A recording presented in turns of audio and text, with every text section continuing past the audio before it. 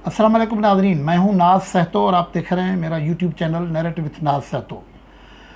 नाज़रीन, पाकिस्तान में मीडिया और कौमी इदारों और सियासतदानों का हाल एक जैसा होता है। उमूमन आप देख रहे हैं, सुन रहे हैं कि मीडिया पे भी बहस ये होती है कि शहबाज शरीफ साहब को बाहर जाना था, उनको एयरपोर्ट से ऑफलोड कर दिया गया।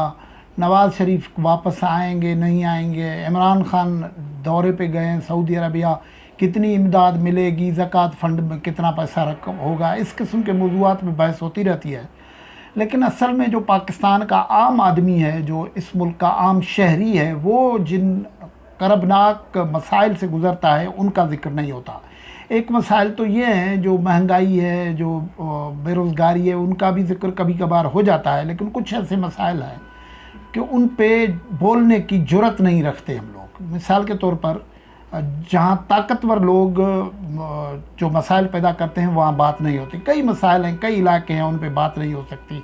आप बलूचिस्तान की सूरत हाल पे उस अंदाज में गुफ्तगू नहीं हो सकती। जो फाटा के इलाके हैं वहाँ क्या सूरत हाल है, उस सिलसिले में कई एक्सेस नहीं है और कई मसाइल हैं।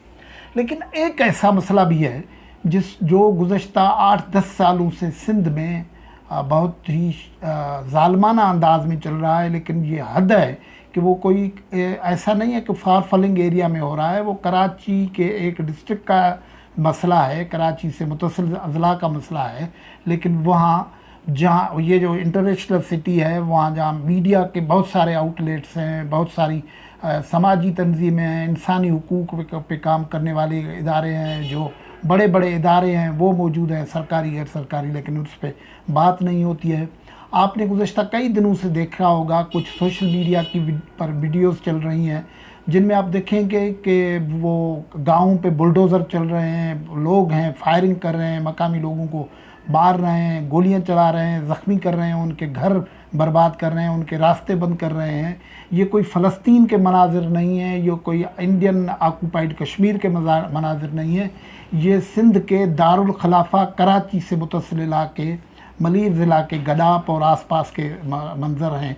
ये जोखियो सिंध का एक ट्राइब है, उनके घर हैं, कुछ गबोलों के घर हैं, उनके गाँव हैं, उनको मस्मार कर रहे हैं। और कौन मस्मार कर रहा है? वो बहरिया टाउन, आपने एक नाम सुना होगा।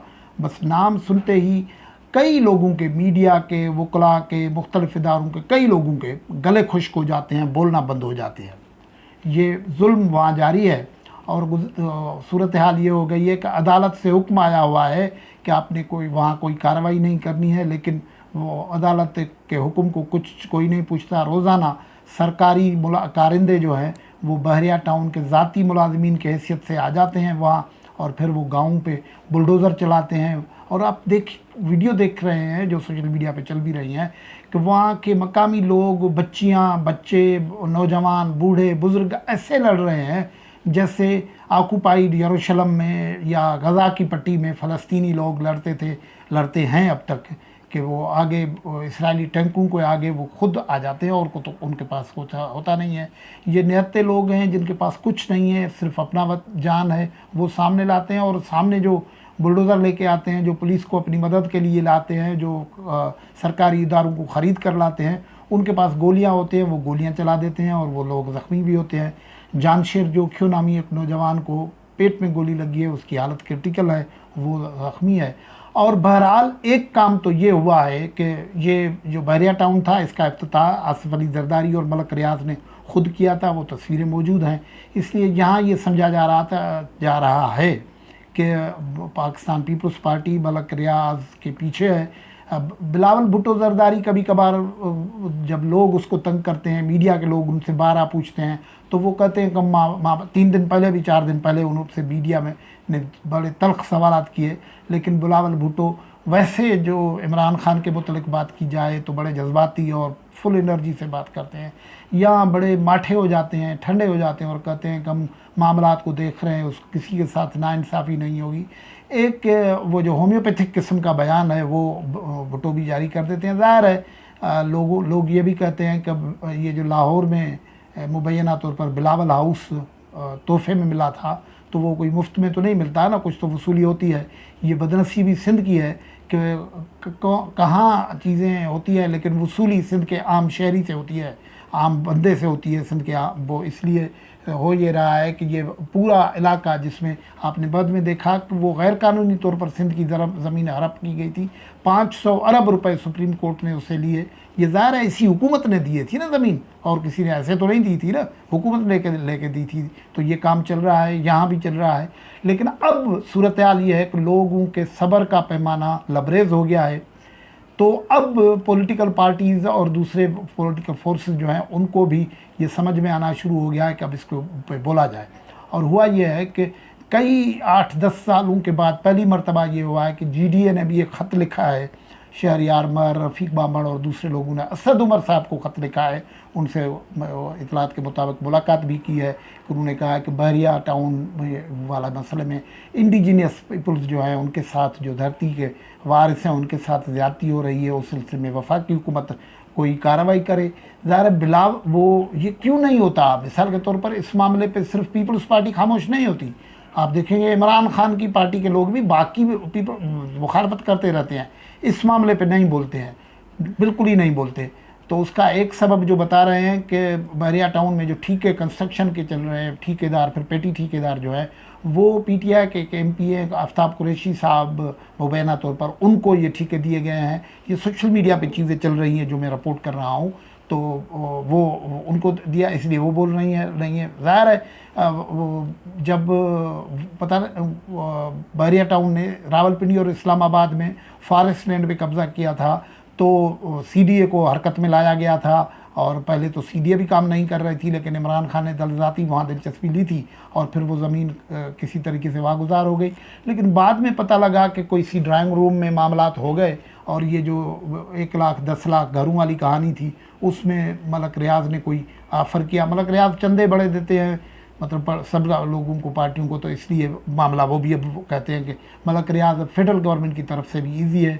सिंध में जरदारी साहब, ये बरमला हकीकत सब लोगों को पता है कि वो जरदारी साहब उसको फैसिलिटेट करते हैं, पीपल्स पार्टी उसको फैसिलिटेट करती है, और उस वजह से सूरत हाल अब बड़ी मुश्किल बनी हुई है। लोगों का जब रेजिस्टेंस आया है, ख़ास तौर पर ये जो एक वारदात हुई है जिसमें फायरिंग करके 3 दिन पहले उन्होंने एक बंदे को ज़ख्मी किया, उसके बाद लोग सिंध भर से निकले हैं और उस गांव में पहुंच रहे हैं, लगातार पहुंच रहे हैं। कराची के वकला की टीमें और मीडिया की टीमें और ह्यूमन राइट्स एक्टिविस्ट वहाँ पहुँच रहे हैं। इंडिजीनियस पीपल्स का एक फोरम पहले ही बना हुआ है जो लोकल लोगों का है। ये हद ये है कि इससे पहले ये तकरीबन ब्लैकआउट था। एक डॉन अंग्रेज़ी अखबार, एक आधा दूसरा अखबार अवामी आवाज़ और कुछ छापते थे, बाकी मीडिया में भी इसका इनके मामलात नहीं चलते थे। लेकिन अब आहिस्ता आहिस्ता मीडिया ने भी नाम लिया है। मीडिया पहले एक निजी बिल्डर की बात करता था, अब मलक रियाज का, बहरिया का नाम लेता है। और अब एक ये हुआ है कि कनाब थाने पे एक FIR भी हो गई है। पहली मरतबा सिंध में 8 साल में मलक रियाज के ख़िलाफ़, मलक रियाज के इदारे के ख़िलाफ़ FIR है। 3 लोगों के ख़िलाफ़ नाम उसमें दिए गए हैं। एक जो है रिटायर्ड कर्नल है आमिर, जो लोगों को पहले ही जो वीडियोज़ हैं उनमें कहते हैं कि वो आमिर धमकियाँ दे रहा है और ये फायरिंग वायरिंग के वाक़यात करवा रहा है। दूसरे 2 जो हैं कैप्टन कहे जाते हैं, जाहिद और आबिद। आपको पता है कि इसके इदारे में रिटायर्ड सर्विसमैन जो हैं बड़ी तादाद में और बड़े हाई प्रोफाइल लोग हैं। वो कई तो काम करते हैं, कोई काम नहीं करते हैं, मुफ्ती तनख्वाह उठाते हैं और इस मसाइल में वो अपना सोर्सेज को चलाते हैं। इस तरीके से ये इदारे चल रहे हैं। और वो काठोड़ में एक हरकत ये भी हो रही है कि पहली मरतबा पीपल्स पार्टी भी हरकत में आई है कि वो नासिर शाह साहब जो इंफॉर्मेशन मिनिस्टर है, वो आधी रात के बाद उस गाँव कमाल जोखियों में पहुँचे और वो कहने ये बज़ाहिर ये बताया गया और उन्होंने एक मुख्तसर किस्म की वीडियो भी जारी की है सोशल मीडिया पे कि बिलावल भुट्टो जरदारी के हुक्म पे हम वहाँ गए और हम देहातियों के साथ जुल्म न होने नहीं देंगे, और जो इंसाफ होगा कानून के मुताबिक होगा। इंसाफ होगा कानून के मुताबिक क्या होगा? वो पूरा इलाका कब्ज़े में हो गया है, उसकी ज़मीनें, कागजात, लोग, सैकड़ों लोग हैं जो दर बदर भटक रहे हैं, कोर्टों में, अदालतों में, रेवेन्यू के दफातर में वहाँ फिर रहे हैं, उनको तो इंसाफ नहीं मिल रहा है। वो एक फैज़ू गबोल था जिसने मलक को, रियाज को उनके रूबरू कहा था कि माँ का सौदा, धरती माँ है और माँ का सौदा नहीं होता। अब उसके बेटे को और उसके गांव को कब्ज़े में करना चाह रहे हैं, मुराद गांव को। कमालगुट जो क्यों गाँव है और अच्छे लोगों का गाँव है वो, और बहुत सारे गाँव हैं। ये किसी तरीके से ये जो बहरिया टाउन 2 है उसके एक ज़मीन जो है वो 300 फीट का जो रोड है उसमें आती है, तो वो चाहते हैं कि हमें बस मिल जाए। कारपोरेट सेक्टर का ये जुल्म ये होता है कि बस उनको जो चीज़ें पसंद आ जाए तो वो कहते हैं कि बाकी लोगों के कब्रिस्तान बना दो, वो उनको हर सतह में मिलनी चाहिए, तो वो लोग इनकार कर रहे हैं। तो एक वो मसला है।